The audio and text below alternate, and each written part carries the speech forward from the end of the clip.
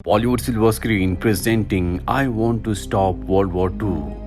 कहानी की शुरुआत में हमें एंड्रिया कॉलिंस को दिखाया जाता है जो कि एक टाइम ट्रैवलिंग ऑपरेटर है, यानी कि ये वो वक्त है जब टाइम ट्रैवल संभव है और अब एंड्रिया किसी भी कीमत पर वापस पास्ट में जाकर वर्ल्ड वॉर 2 को रोकना चाहती है, क्योंकि जब वर्ल्ड वॉर शुरू हुआ था तब से लेकर अब तक वर्ल्ड वॉर 2 की वजह से 60 मिलियन लोग मारे जा चुके हैं और अब वो पास्ट में टाइम ट्रैवल करके वो जरूरी एक्शंस लेना चाहती है जिसकी वजह से वर्ल्ड वॉर 2 हो ही ना और आज की दुनिया में पूरी तरह से पीस हो। एंड्रिया के साथ स्कॉलर्स की एक टीम होती है जो उसे पास्ट में ट्रैवल करने के लिए मना करती है क्योंकि इसमें उसकी जान को खतरा है, पर एंड्रिया अपनी जान की परवाह नहीं करती।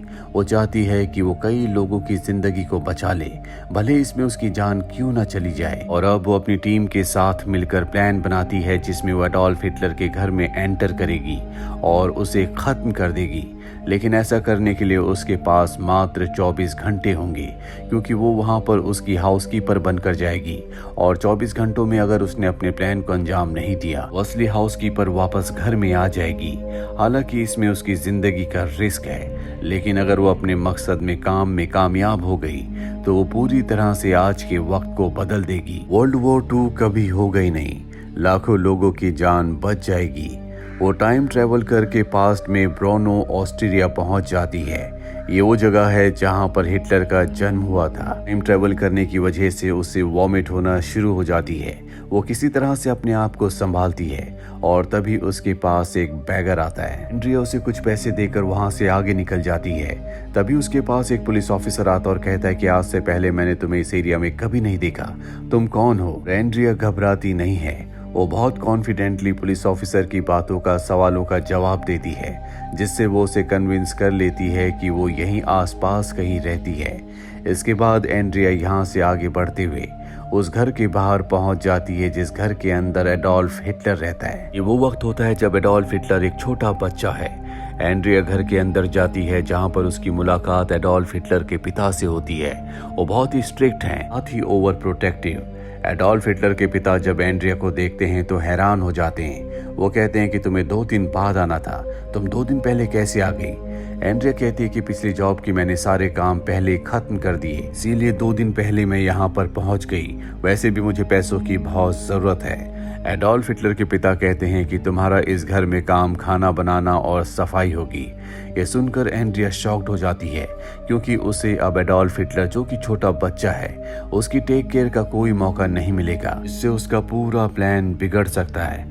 वो एडोल्फ हिटलर के पिता से पूछती है कि बच्चे का ध्यान कौन रखेगा। वो उसे क्रिस्टीना से मिलाते हैं जिसे यहाँ पर बच्चे का यानी कि एडोल्फ हिटलर का ध्यान रखने के लिए रखा गया है। साथ ही वो ये भी बताते हैं कि मेरे पिछले 3 बच्चे इस दुनिया में नहीं रहे, उनकी मृत्यु हो गई और इसका कारण मेरी पत्नी थी जो मेंटली और फिजिकली स्टेबल नहीं थी और अब मैं कोई गलती नहीं करना चाहता। मैं अपने बेटे को हर तरह की सुरक्षा देना चाहता हूँ। एंड्रिया को अब कुछ समझ नहीं आता कि वो क्या करेगी, कैसे वो एडोल्फ हिटलर को मारेगी जो इस वक्त में छोटा बच्चा है जिसे मारना बहुत आसान है। रात को जब सब सो जाते हैं तो एंड्रिया उठती है और अपने तकिए को लेकर नीचे पहुंच जाती है जहां पर एडोल्फ हिटलर होता है। पर जब वो उस बच्चे को देखती है तो उसके दिमाग में बहुत सारे विचार आना शुरू हो जाते हैं। उसे कुछ समझ नहीं आता कि उसे हिटलर को मारना चाहिए कि नहीं, क्योंकि इस वक्त में वो मासूम बच्चा है। लेकिन अगले पल वो सोचती है कि हिटलर की वजह से लाखों लोग मारे गए थे, इसीलिए वो पिलो लेकर धीरे धीरे आगे बढ़ने लगती है। लेकिन तभी वहां पर हिटलर की मॉम आ जाती है जो देखती है कि एंड्रिया के हाथ में पिलो है और वो हिटलर की तरफ बढ़ रही है। उसे कुछ समझ नहीं आता, इसीलिए वो एडोल्फ हिटलर की मॉम से कहती है कि मैं यहाँ पर बच्चे को देखने के लिए आई थी कि वो ठीक से सो रहा है या नहीं। और अब हिटलर की मॉम को उस पर शक हो जाता है। वो हिटलर को चेक करती है जो सो रहा होता है, पर अगले पल हिटलर रोना शुरू कर देता है। एंड्रिया जल्दी से उसे उठा लेती है और एक माँ की तरह प्यार करना शुरू कर देती है। हालांकि वो हिटलर को पसंद नहीं करती, वैसा नहीं करना चाहती, पर इस वक्त उसके पास इसके अलावा कोई ऑप्शन नहीं है। हिटलर के पिता ने उसे हिटलर को टच करने के लिए मना किया था, लेकिन उसने अब हिटलर को उठा लिया है। हिटलर की मॉम को ये देखकर अच्छा लगता है कि कोई दूसरी लेडी एक माँ की तरह उसके बच्चे को प्यार कर रही है और अब एडोल्फ हिटलर सो जाता है, जिसके बाद एडोल्फ हिटलर को रखकर ये दोनों के दोनों चुपचाप यहाँ से निकल जाते हैं। इन्हें दूसरे कमरे से आवाज भी आती है जिसमें एडोल्फ हिटलर के पिता होते हैं, जो कि क्रिस्टीना के साथ यानी कि बेबी सिटर के साथ हैं। दरअसल क्रिस्टीना के साथ उनका अफेयर चल रहा है। एडोल्फ हिटलर की मॉम को ये बात पता है, लेकिन वो इन सभी बातों को नजरअंदाज करती है। अगली सुबह एंड्रिया के सामने एडोल्फ हिटलर के पिता आते हैं और वो एंड्रिया से पूछते हैं कि आज एक लाइव परफॉर्मेंस है, क्या तुम मेरे साथ परफॉर्मेंस देखने चलोगी? एंड्रिया मना कर देती है क्योंकि उसके पास मात्र 48 घंटे ही थे, जिसमें से अब कई घंटे बीत चुके हैं और अब कुछ घंटों के बाद यहाँ पर वो लेडी आ जाएगी, जिसे असल में इस घर में काम के लिए अपॉइंट किया गया है और उससे पहले उसे अपने काम खत्म करने होंगे। इसीलिए वो कह देती है कि मेरी तबीयत खराब है, आप क्रिस्टीना को अपने साथ ले जाएं। और इसके बाद वो क्रिस्टीना से पूछते हैं। क्रिस्टीना बिना सोचे समझे हाँ कह देती है। एंड्रिया अब खुश है क्योंकि अब भी उसका मिशन पूरा हो सकता है। वो जल्द से जल्द एडोल्फ हिटलर को मारकर अपने मिशन को खत्म करके यहाँ से निकलना चाहती है। अब शाम को लाइव परफॉर्मेंस पर निकलने से पहले क्रिस्टीना एंड्रिया से कहती है कि तुम्हें एडोल्फ हिटलर का ध्यान रखना होगा। अगर उसे कुछ भी हुआ, उसे खरोच भी आई, तो उसके पिता तुम्हें सजा देने से बिल्कुल नहीं चूकेंगे। एंड्रिया क्रिस्टीना से पूछती है क्या तुम एडोल्फ हिटलर के पिता के साथ रिलेशनशिप में इसलिए हो क्योंकि तुम उनसे डरती हो? क्रिस्टीना कहती है कि नहीं, उन्होंने मुझसे शादी का वादा किया है, इसीलिए मैं उनके साथ रिलेशनशिप में हूँ। साथ ही वो ये भी बताती है कि इस वक्त जो उनकी वाइफ है क्लेरा, वो भी कभी उनकी हाउसकीपर थी, लेकिन अपनी पत्नी की मृत्यु के बाद उन्होंने उससे शादी कर ली। एंड्रिया ये सब कुछ जानने के बाद शॉक्ड हो जाती है, लेकिन वो अपना फोकस अपने काम, अपने मिशन पर रखती है क्योंकि वो किसी भी कीमत पर हिटलर को मारना चाहती है, जिसे पूरा करने के लिए अब उसके पास कुछ ही घंटे बचे हैं। क्रिस्टीना और एडोल्फ हिटलर के पिता लाइव परफॉर्मेंस देखने के लिए निकल जाते हैं। साथ ही क्लेरा यानी कि एडोल्फ हिटलर की मॉम सो जाती है क्योंकि वो बहुत ज्यादा थक चुकी थी और अब एंड्रिया के पास एक सुनहरा मौका है। इससे बेहतर मौका उसे कभी नहीं मिलेगा, इसीलिए चुपचाप वो एडोल्फ हिटलर के कमरे में जाती है, वहां से ब्लैंकेट उठाती है और जब वो उसे मारने के लिए आगे बढ़ रही होती है तो पूरी तरह से फ्रीज हो जाती है। हालांकि वो उसे मारने की बहुत कोशिश करती है, अपने आप को मोटिवेट करती है, पर वो समझ जाती है कि वो ऐसा नहीं कर सकती। इसीलिए वो तय करती है कि वो इसका कोई ना कोई दूसरा रास्ता जरूर निकालेगी। इसके बाद वो चर्च जाती है, जहाँ पर वो चर्च के प्रीस्ट के सामने सब कुछ कन्फ्रंट करती है। उन्हें भविष्य के बारे में सब कुछ बता देती है, पर प्रीस्ट कहते हैं कि भविष्य को कोई प्रिडिक्ट नहीं कर सकता।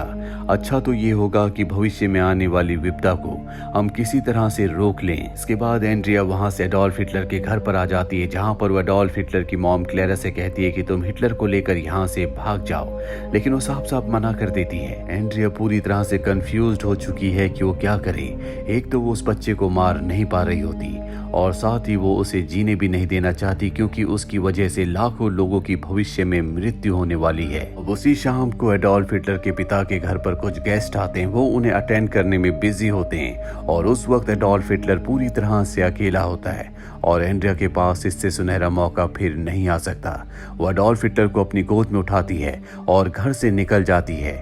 वहीं एडोल्फ हिटलर के पिता को दिखाया जाता है, जो क्रिस्टीना से कहते हैं एडोल्फ हिटलर को यहाँ पर लाओ। और जब क्रिस्टीना एडोल्फ हिटलर के कमरे में आती है तो देखती है कि वो वहां पर नहीं है। क्रिस्टीना विंडो से बाहर देखती है तो वहां उसे एंड्रिया दिखती है, जो एडोल्फ हिटलर को अपने साथ कहीं तेजी से ले जा रही होती है। वो उसका पीछा करती है, लेकिन इससे पहले कि वो उस तक पहुंचती, एंड्रिया एक ब्रिज के ऊपर खड़ी हो जाती है जहां नीचे पानी होता है और वो एडोल्फ हिटलर को लेकर उस पानी में कूद जाती है। क्रिस्टीना ये देखकर डर जाती है, उसे कुछ समझ नहीं आता कि वो क्या करे, क्योंकि उसने अपनी आंखों से एडोल्फ हिटलर और एंड्रिया के खात्मे को देखा है। वहीं पर एक जिप्सी लेडी होती है जो अपने बच्चे को बेच रही होती है। क्रिस्टीना उससे उसके बच्चे को खरीद लेती है और एडोल्फ हिटलर के पिता के पास ले जाती है, जहां पर वो सबको अपने बच्चे से इंट्रोड्यूस करवाते हैं। लेकिन जब वो ध्यान से अपने बच्चे को देखते हैं तो उन्हें कुछ शक हो जाता है, पर फिलहाल वो इस बारे में कुछ नहीं कहती। और अब 48 घंटे बीत चुके हैं। कहानी वापस प्रेजेंट में आती है, जहां पर एंड्रिया के साथ ही होते हैं। वो उसकी ब्रेवरी के लिए, उसके सैक्रिफाइस के लिए कुछ देर के लिए साइलेंस रहते हैं। दरअसल 48 घंटे बीत जाने के बाद भी भविष्य में कुछ नहीं बदला। दरअसल जिस जिप्सी के बेटे को एडोल्फ हिटलर के पिता ने पाला था, भविष्य में वही एडोल्फ हिटलर बना, जिसकी वजह से वर्ल्ड वॉर 2 हुआ और लाखों लोगों की जान गई। इसका मतलब ये है कि किसी भी कीमत पर भविष्य को बदला नहीं जा सकता। जो होना है वो होकर रहेगा। इसी के साथ ये फिल्म, ये कहानी यहीं पर खत्म हो जाती है। उम्मीद करते हैं कि ये कहानी आपको पसंद आई होगी।